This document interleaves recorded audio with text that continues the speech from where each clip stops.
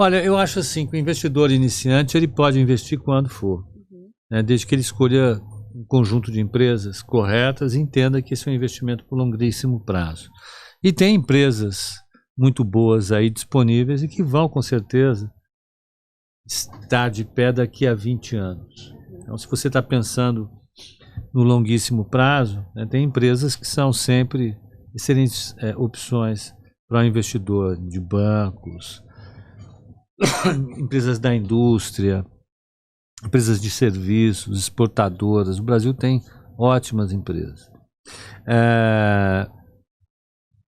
Eu acho que o potencial de estrago que o governo pode receber, ou seja, a frustração que ele pode ter por uma política mal executada, é um antídoto contra muitas besteiras que ele possa fazer, entende? Já existe a experiência Dilma, e ela funciona como uma espécie de anticorpo contra grandes bobagens.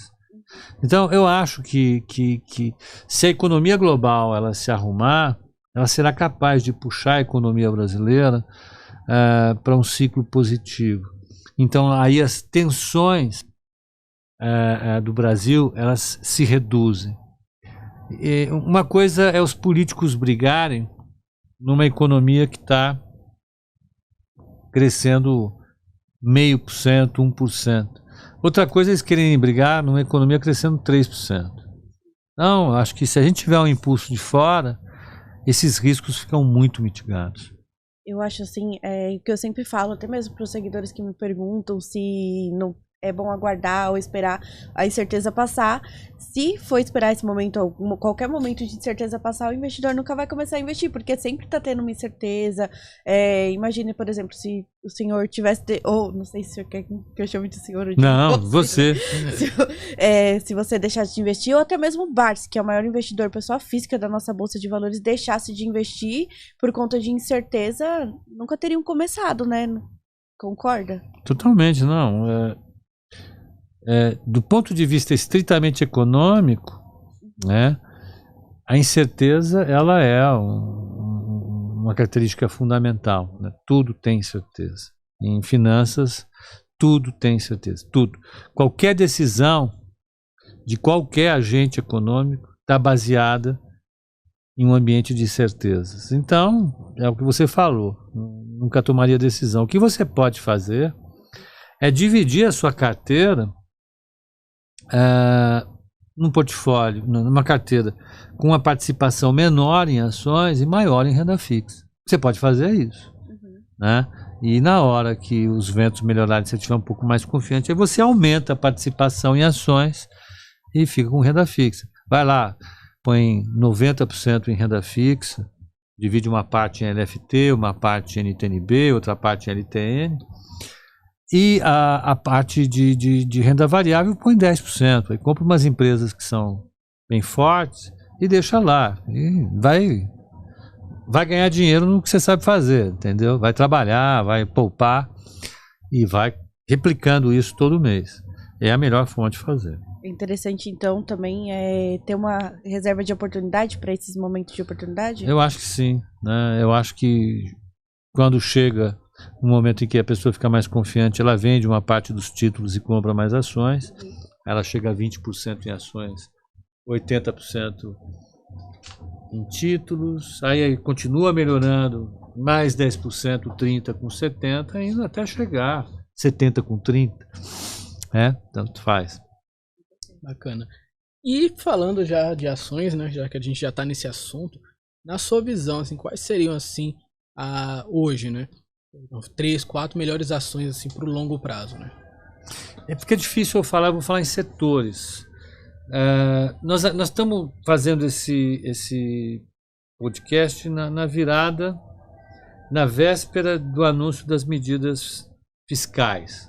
E elas vão definir quanto vai ser o risco país. E definido o risco país, então, a gente sabe o que vai ser bom e o que é ruim. Então, agora está muito difícil fazer. Se vier um arcabouço fiscal razoável, então o que é bom, provavelmente o que é bom, são setores da economia doméstica que estavam muito machucados. Aí você pode colocar os bancos, você pode colocar algumas empresas de varejo que você tem que selecionar muito bem, algumas empresas de tecnologia e algumas empresas do setor de real estate, setor imobiliário. Aí você tem chance de performar bem, desde que você escolha empresas com perfil de endividamento bem equacionado, né, empresas que são realmente sólidas, né, eu acho que seria o caminho. Se nós tivermos um arcabouço fiscal ruim, o ideal seriam empresas exportadoras, né, empresas com comportamento cíclico menos exposto, né, geradoras de energia, né, empresas que são mais resilientes. Algumas empresas do agro entraria nisso? Sim, no caso no cenário 2, né? Empresas do agronegócio, sim, exportadoras. Estão no grupo de exportadoras para mim. Interessante. Você que está há bastante tempo na Bolsa de Valores, qual que é o segredo para ter uma rentabilidade acima da média? Eu acho que é entender bem o momento, né? Para que você possa escolher uma carteira que entenda o que é a direção do mercado para os próximos anos. Então, se você está otimista de bolsa, você tem que ter uma carteira que a gente chama que tem um beta maior que 1. Então, se a bolsa sobe 1, a carteira vai subir 1,20. Ou se você tem um direcional para baixo, você tem que colocar um beta menor do que 1. Empresas mais resilientes.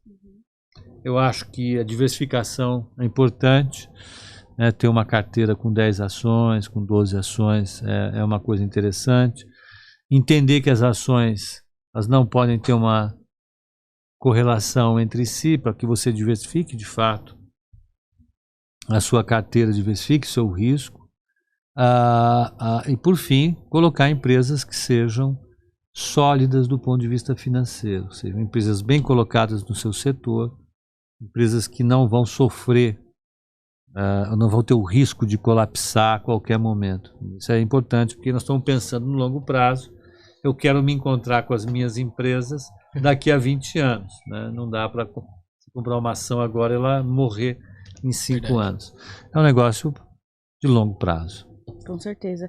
E assim, considerando, por exemplo, que a pessoa já tem uma reserva de emergência e ela tem R$200, 300 para investir. Nesse caso, ela não pode diversificar tanto, por exemplo, investir em 10, 15 ações por conta de um patrimônio pequeno. Qual a melhor forma para ela começar? Fundo de ações. Fundo de ações. Você tem a fundo de ações que tem um limite de aplicação bem baixo. Eu acho que é o mais importante. A reserva de emergência que a gente fala, as pessoas guardam para os momentos em que ela não vai ter renda. A renda dela para. Se ela é uma pessoa que tem emprego, ela perde o emprego. Se ela é uma pessoa que é autônoma, ela vai ficar sem poder trabalhar ou executar os seus serviços por 3, 4 meses. Então, o ideal é você ter a sua renda de 3, 4. O ideal é 6 meses, separada num canto, e aí põe em fundo de renda fixa, põe títulos do Tesouro, e o resto a gente vai continuar considerar essa carteira de investimentos. Então, a reserva de emergência tem que ter liquidez e baixíssimo risco. Claro que o retorno dela não vai ser muito grande, mas quando você precisar, o teu dinheirinho vai estar lá. Vai acontecer, né, de acontecer a emergência, né, e sua carteira se desvalorizando 30%, 40%. Ou tá presa por... E isso não pode sacar, né? Baixa liquidez. Ou não ter, né, a reserva de emergência que a gente viu acontecer. Infelizmente, principalmente na pandemia, as lojas fechando por não ter uma reserva de emergência, as pessoas desesperadas porque a família não tinha nenhuma fonte de renda e não tinha uma reserva de emergência. A gente sabe que é um pouco difícil para uma pessoa que sobra R$20, R$30 no final do mês ter uma reserva de emergência, mas é importante. E até mesmo se você não tem tanto dinheiro para ter uma reserva de emergência, ir atrás de uma renda extra, né, para poder não deixar sua família na mão quando ela precisar.